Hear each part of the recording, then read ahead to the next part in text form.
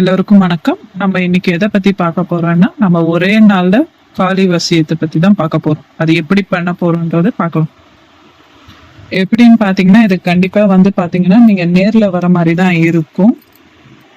கண்டிப்பா பாத்தீங்கன்னா இதுக்கு பாத்தீங்கன்னா சிலை ரெடி பண்ணி தான் உங்களுக்கு கொடுக்குற மாதிரி இருக்கும்.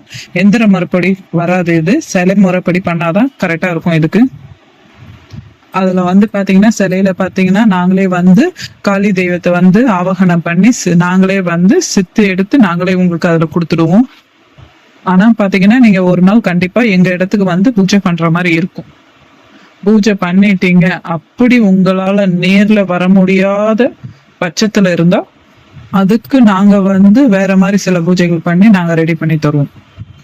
அப்படி பூஜை பண்ணிட்டீங்கன்னா ஒரு நாள் நான் இது எங்க இடத்துல பூஜை பண்ணிட்டீங்கன்னா உங்களுக்கு பாத்தீங்கன்னா காளி சித்து ஆயிடும். அதே மாதிரி பாத்தீங்கன்னா நீங்க அஷ்டகர்மங்கள் எது வேணுமாலும் செய்யலாம். எங்க கிட்ட நீங்க பாத்தீங்கன்னா ஒரே நாள்ல சித்து எடுத்துட்டு சிலை வாங்கிட்டு போறீங்கன்னு பாத்தீங்கன்னா மறுநாள் இருந்து நீங்க பாத்தீங்கன்னா அஷ்டகர்மங்கள் எல்லாமே செய்யலாம். அந்த மாதிரிதான் உங்களுக்கு நாங்க சித்து எடுத்து எல்லாமே நாங்க கொடுப்போம். உங்களுக்கு இப்ப நீங்க வாங்கிட்டு போறீங்க, இப்ப இன்னைக்கு செவ்வாய்க்கிழமை ஆகுதுன்னா இப்ப ஒரு புதன்கிழமை இல்ல வெள்ளிக்கிழமைன்னு பாத்தீங்கன்னா முத நீங்க பாத்தீங்கன்னா வெள்ளிக்கிழமை பூஜை பண்ணு சொல்லி அப்படி நீங்க ஆரம்பிச்சு அஷ்டகர்மங்கள் எல்லாமே நீங்க செய்யலாம்.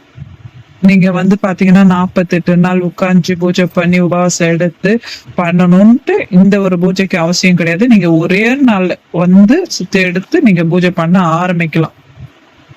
இதுல பாத்தீங்கன்னா நாங்க உங்களுக்கு கொடுக்கும் போது பாத்தீங்கன்னா காளிக்கு உண்டான சிலை, அந்த சிலையில காளி அம்மாவை ஆவாகனம் பண்ணி உங்களுக்கு சித்து எடுத்து நாங்களே கொடுத்துருவோம். அது ஒண்ணு. அப்புறம் பாத்தீங்கன்னா சர்வ தேவதா வசியமை, அதுவும் உங்களுக்கு நாங்க கொடுத்துருவோம். அது பாத்தீங்கன்னா நீங்க பூஜை பண்றதுக்கு. அதுக்கப்புறம் பாத்தீங்கன்னா அஷ்டகர்மா மை, அஷ்டகர்மங்கள் எல்லாமே செய்யலாம். நீங்க அந்த மைய வச்சு நீங்க பாத்தீங்கன்னா எல்லாமே செய்யலாம்.